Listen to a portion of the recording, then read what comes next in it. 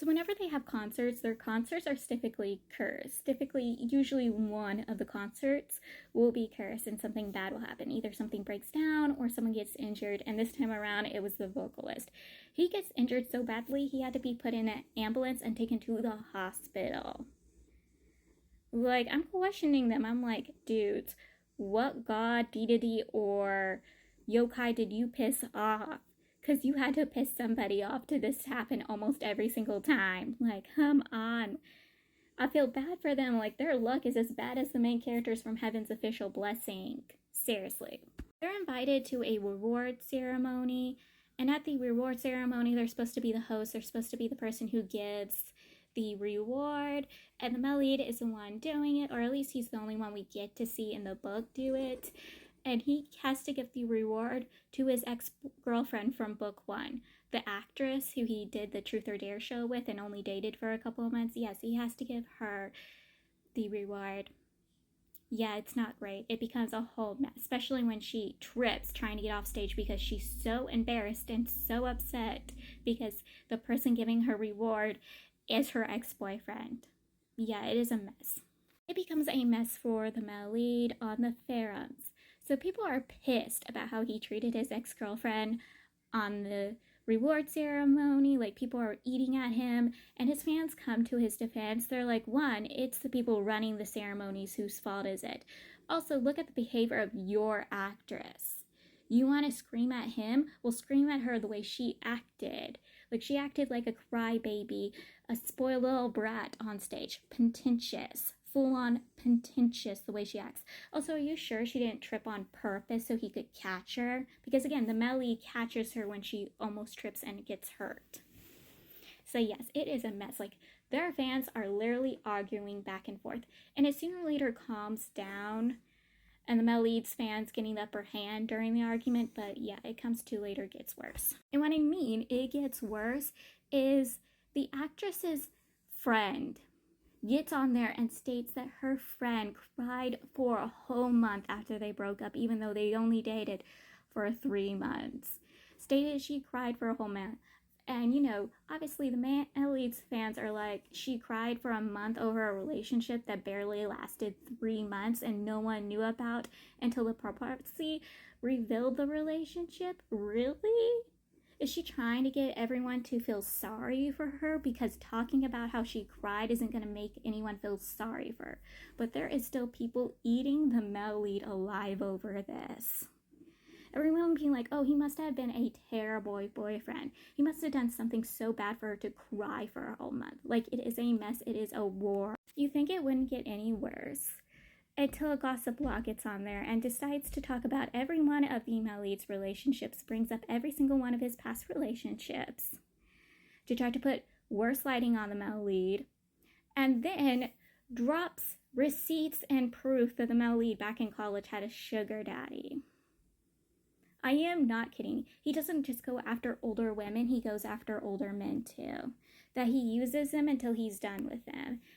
I am not kidding. This is so horrifying and horrible. Like, I wanted to get in the book and I wanted to fight this gossip blogger. Like, I was speed reading through the pages. Like, I was freaking out. I didn't know what was going on. Like, I was having a hard time breathing. Like, I was literally shaking because I was so upset for the male lead. And the male lead's bandmates were just pleading and begging for him to get on there and tell the truth, to speak out. And the male lead makes one little post, which is basically to tell them, bet to, you know, fight him. I am not kidding. That's literally the post he kind of makes. And his bandmates are like, seriously, is that the thing you're going to bring up? Is that the thing you're going to state as a post? And the male lead's like, yeah. I'm like, honey, no. Please speak out, please. For the first time, I'm begging you, speak out. But at the same time, he doesn't have to speak out. He is innocent. He is a victim of this whole situation. He does not have to speak out. People should trust and believe him instead of believing gossip and lies. Like, I was freaking out this entire time. I was freaking out as badly as his bandmates were. And his bandmates were trying their best to defend and protect him. Their agent was doing the same thing. It's just, hate was just coming on and on and on. And I was freaking out the entire time. And the male lead just standing from the sidelines being like, okay, that's fine. Like, he was more upset about his ex-girlfriend getting hate than he was about himself getting hate. And I'm like, honey, you are a great man, but you need to protect yourself so you can protect your band. Like, this is bad. This is so bad. Like, I was freaking out. Like, you can tell from my voice how badly I was freaking out. It sooner or later flames down. The gossip post completely, utterly disappears. Someone comes out to state that the supposed sugar daddy of the Melleeds was a well-known, kind, caring, charitable old man at their college. He repeatedly would go to their college, take a student under his wings, and would support them financially, take care of them, help them through their studies, teach them himself, provide them all the resources they need. He would bring them to their mansion so they could watch performances and concerts at his home. Like, he wanted very much students to flourish under him. And he had no relationship with any of those students. Like, the Melleed was not the only student he would take under his wing. He had several students, males and females, and they all swear they did not have a relationship like that with him. And yes, he gifted them all stuff when he passed away. He gave the Melleed a mansion, but he gave a very much expensive violin that's the same amount of money as a mansion to one of his other students. So yes, this man was just a kind, caring man, and he was getting his name smirched by a jealous gossiper. Like, I wanted to fight for this old man. As much as I wanted to fight for the Melleed, I wanted to fight for this old man. Also, the entire time I was reading that, I just assumed the supposed person everyone was claiming was the Melleed's sugar daddy was the Melleed's grandfather. That the Melleed had a secret, because everyone always claims the Melleed has some sort of, like, secret. I just assumed that his secret was that he had a filthy rich grandfather.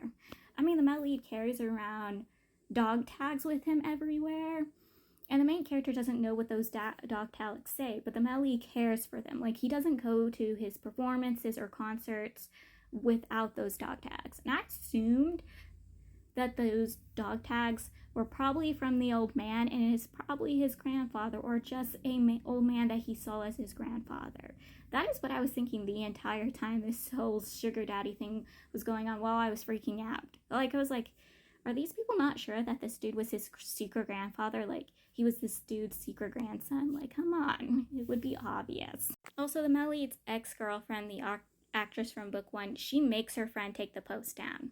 Like, it's kind of obvious she was not happy because, again, she had come to the Melleed's defense in book 1 when there was a scandal going on between them. She had spoke out. So I would not be surprised if she was upset that her friend made that post behind her back, and then it caused more of a rift and issues. The Melleed keeps getting these secret calls from somebody, and the main character assumes it's one of the Melleed's ex-girlfriends, typically his first ex-girlfriend, that keeps calling him, because again, the Melleed's being very secretive with these calls. And the Melleed's ex-girlfriend's really well known. It's even seen in book 2 to send him these giant, big, huge bouquets at first concerts. So again, the main character thinks they're getting calls from her. And I think there's something else going on. I think the Melleed's getting calls maybe from a relative, or it's something for the main character. I don't know, but like, come on. Again, I think the Melleed, like I said in the other ones, that the Melleed could come from a secret rich family, even now, though now he is super rich. He could actually come from a super, super rich family, right? Like, you know? But still, it could be just calls that he's doing to help the main character in the future when the main character becomes death completely, and not just death in 1 year. He might make calls to benefit the main character in the future. Because, come on, it's obvious this man is down bad for the main character. That he's down bad for the main character. This man will do anything for the main character. Also, look at that chest of his. I want to be between those chests. I need to calm myself. But yeah, he will do anything for the main character.